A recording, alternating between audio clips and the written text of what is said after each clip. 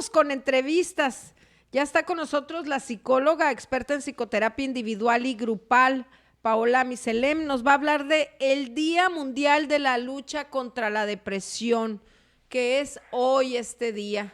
La depresión, que es una enfermedad, y aunque hay gente que no le gusta hablar del tema, que todavía siente vergüenza, sienten temor de platicar de este tema. Paola, gracias por estar con nosotros, qué gusto. Hola Cintia, hola Daniel, muchísimas gracias nuevamente por estar en este espacio. Y fíjate que ahorita que estás mencionando que todavía es un tema al cual la gente tiene cierto tabú o ciertos temores de decir, oye, estoy pasando por un cuadro depresivo. ¿Por qué? Porque de inmediato la gente cataloga la palabra depresión como alguien completamente disfuncional, tirado en la cama y que no puede hacer nada, ¿no? Sin embargo, hoy 13 de enero, que es día en el que podemos hablar libremente de esta enfermedad, ¿sí? Primero que nada quisiera comentarle a la gente, ¿no? Que un estado depresivo o la depresión per se no significa estar nada más disfuncional tirado en tu cama, ¿no? Y digo tirado en tu cama encerrándolo entre comillas, ¿no? Porque así es como se cataloga el depresivo, ¿no? Esta parte de la depresión, la Organización Mundial de la Salud lo define como un estado de tristeza permanente, pérdida de interés, incapacidad para realizar las cosas al día, ¿no? Al día a día, y esta falta de ganas, ¿no? Esta apatía. Sin embargo, algo que sí me gustaría mencionar es que dentro de la psicología sí, no tenemos este estado permanente de tristeza, ¿no? Claro. Sino que se nos puede presentar a través del agotamiento, a través de la apatía. Podemos incluso detectarla hasta en los niños, ¿no? O sea, empiezan a darse insomnio, hipersomnia. Hipersomnia quiere decir que tienes exceso de ganas de dormir, ¿no? Aunque hayas tenido un sueño reparador, ¿no? Empiezan los cambios emocionales. En los niños, por ejemplo, me decía la semana pasada justamente, ¿no? Una mamá, ay, es que no sé qué tiene mi hijo porque yo le dije que íbamos a hacer un pastel, me dice, y a la hora de la hora no lo hicimos, pero también la semana antepasada le prometí otra cosa y tampoco la hicimos, y cuando estoy con visitas me interrumpe y se pone irritable, ¿no? Y justamente le pregunté, le digo, ¿qué tan recurrente es el hecho de que no estés teniendo con él esta calidad de tiempo? No, me dice, la verdad es que es bastante frecuente, ¿no? Entonces le decía, bueno, ok, aquí tu hijo, una manera en la que está empezando a mostrar su tristeza es a través de la irritabilidad, de los berrinches, de las interrupciones, ¿no? El niño es muy difícil, o las niñas, al igual que los adolescentes, es mucho más difícil que puedan manifestar con palabras el cómo se van sintiendo. Normalmente lo van a manifestar a través de enojos, rabietas o irritabilidad. Y hay que destacar, Paola, que ahora la educación que están recibiendo, en este caso, pues nuestros hijos, mi hijo, por ejemplo, se les habla en la escuela, se les comunica más, como que a nosotros no nos hablaron tanto de este fenómeno, de esta enfermedad, porque pues es un padecimiento, y es un padecimiento físico, ¿verdad, Paola?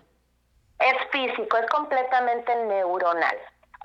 Aquí fíjate que una cosa que es muy importante es el empezar a identificar el tiempo, la duración y la intensidad. O sea, lo que nos va a ayudar es identificar la duración, la intensidad y la frecuencia con la que se va presentando cualquiera de estas sintomatologías.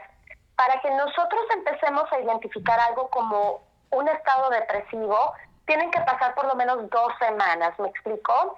Entonces, el hecho de que a nosotros ya se nos esté dando la oportunidad de saber cuándo y cómo actuar ante una situación como esta, nos va a ayudar justamente a prevenir el día de mañana problemas en la personalidad o en los estados de ánimo de nuestros hijos, ¿no?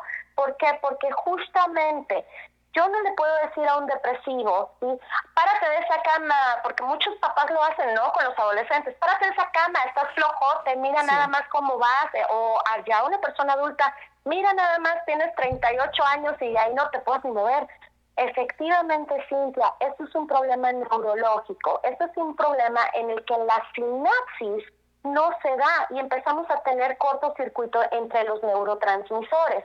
Entonces, ¿a qué nos lleva? A que obviamente puede llegar a haber fatiga, a que realmente puede haber una enfermedad, o sea, en donde ya haya una morbilidad impresionante y que ya la persona no se puede ni mover, y por eso es que tenemos diferentes tipos de depresión, ¿no? También, entonces, aquí lo importante es empezar a verlo, como tú lo mencionas, como una enfermedad y tomar en cuenta que la persona es incapaz por sí sola de salir adelante. La persona necesita todo lo que es el apoyo de un grupo de familiares, de amistades, personas de confianza que no le vayan a juzgar. Y otra cosa, que también me gustó lo que decías, ¿no? A nosotros nuestros papás no nos lo enseñaron, ¿no? Nosotros, y me incluyo porque soy más o menos contemporánea tuya y de Daniel también, ¿sí? Venimos de una generación de padres cuyos padres fueron hijos de baby boomers, ¿sí? Y a los baby boomers se les enseñó a que aquí no se puede llorar, aquí no se puede sufrir, y si no, no sirves de nada, ¿no? No sé si a ustedes les pasó. Sí. Sí. Oye, Paola, pero además la pandemia ha sido como que un campo muy fértil para el desarrollo de esta enfermedad.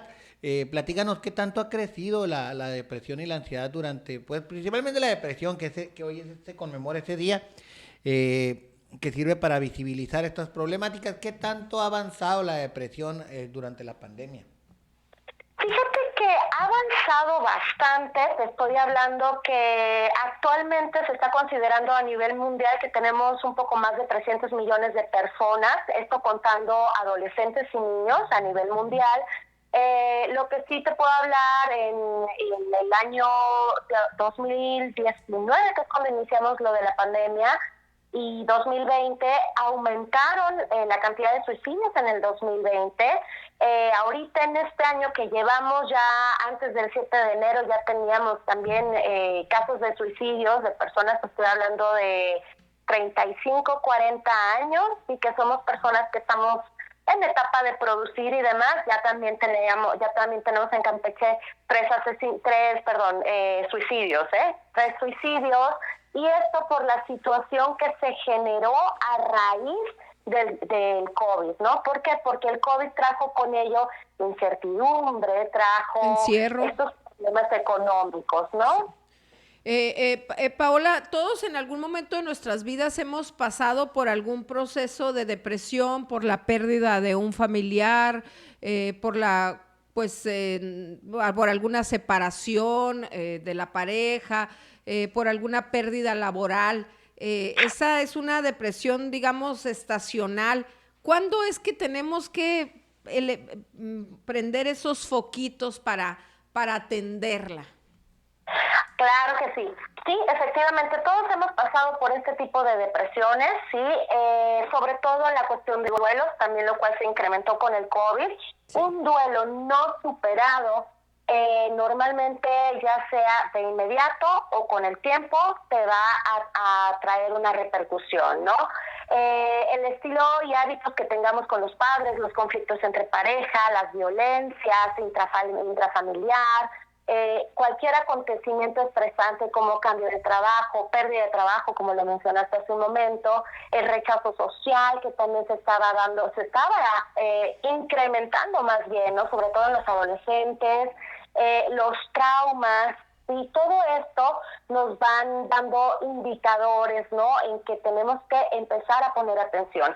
Los focos rojos para poner atención es justamente cuando empieza a haber un desgane para levantarte, para realizar tus actividades, empieza a haber ira, empieza a haber apatía, empieza a haber desconfianza, e incluso por lo mismo que empiezan a haber estos cambios químicos en la mente, ¿sí? Empiezan a darse dolores de cabeza, en ocasiones estreñimientos, incluso puede soltarte el estómago, cambios en el apetito, cambios en el sueño, ¿no?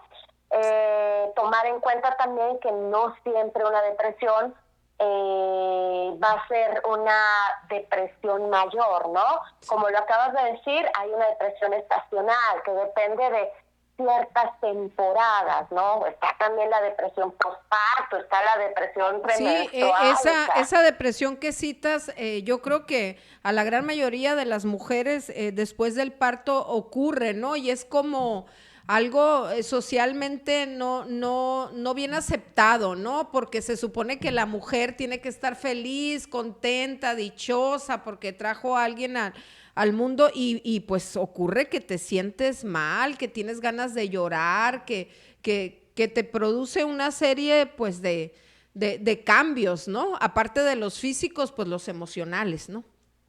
Exactamente, y es justamente por la palabra que mencionabas hace un momento también, duelo. Sí. Una depresión postparto es un duelo. Estuviste con un bebé dentro de ti durante 9 meses, tuviste todos los cambios hormonales, ¿sí? Entonces empieza a crecer algo dentro de ti y de repente ¡pum!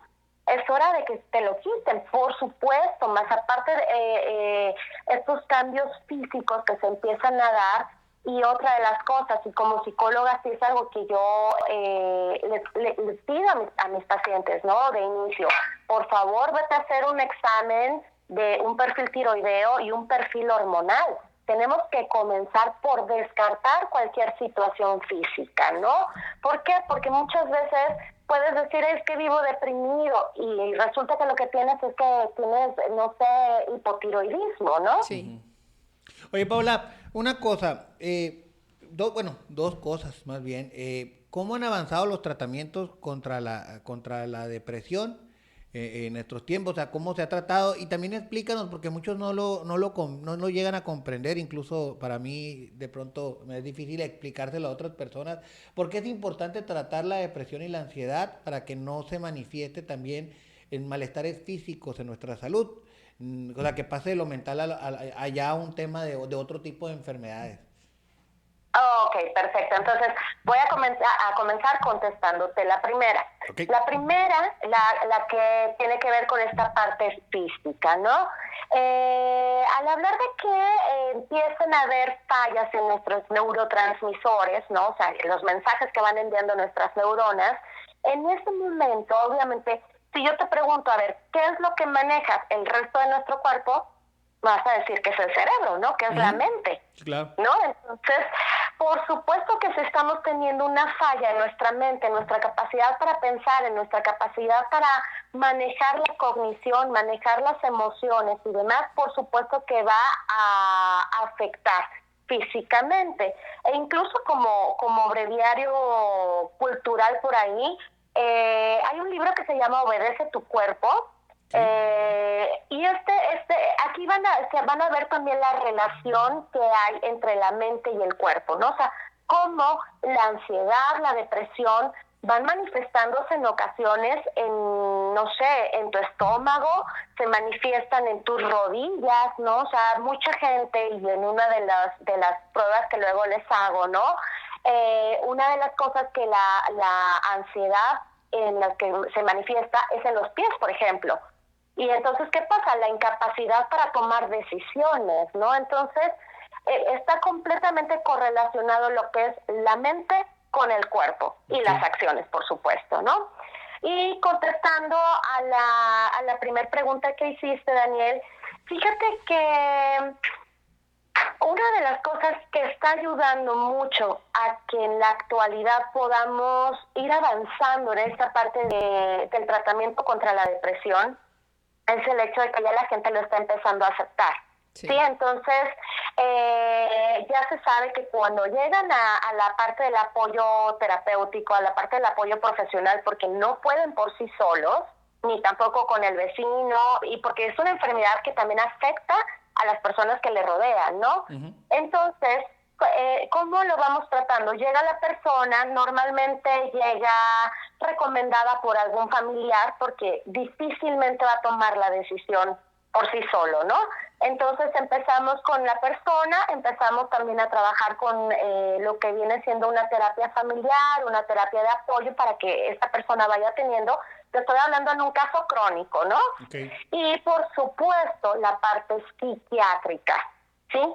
Aquí ya cuando estamos hablando de un caso de depresión mayor, por supuesto que tenemos que apoyarnos de un tratamiento psiquiátrico y al mismo tiempo del tratamiento psicológico. Aquí solamente una terapia per se no nos funcionaría. ¿Por qué? Porque sí necesitamos equilibrar esa parte química del cerebro, ¿no? En el caso, obviamente, ya de la depresión premenstrual, de la depresión estacional y demás, claro que sí se puede trabajar con psicoterapia, con multivitamínicos. Por ejemplo, el calcio, magnesio con vitamina D, de dedo, nos ayudan muchísimo también a lo que es la parte del equilibrio y poder, no sé, tener un sueño reparador, por ejemplo, ¿no? O sea, esta parte del descanso. La vitamina D de burro nos va ayudando al equilibrio de las emociones, ¿no? Entonces, dependiendo vuelvo a lo que mencioné al principio, del tiempo, la intensidad y la frecuencia, es como vamos a ir trabajando la depresión. Muy bien, pues gracias como siempre a Paola Micelén por estar con nosotros, psicóloga experta en psicoterapia individual y grupal, por hablarnos de este importante tema. Un fuerte abrazo.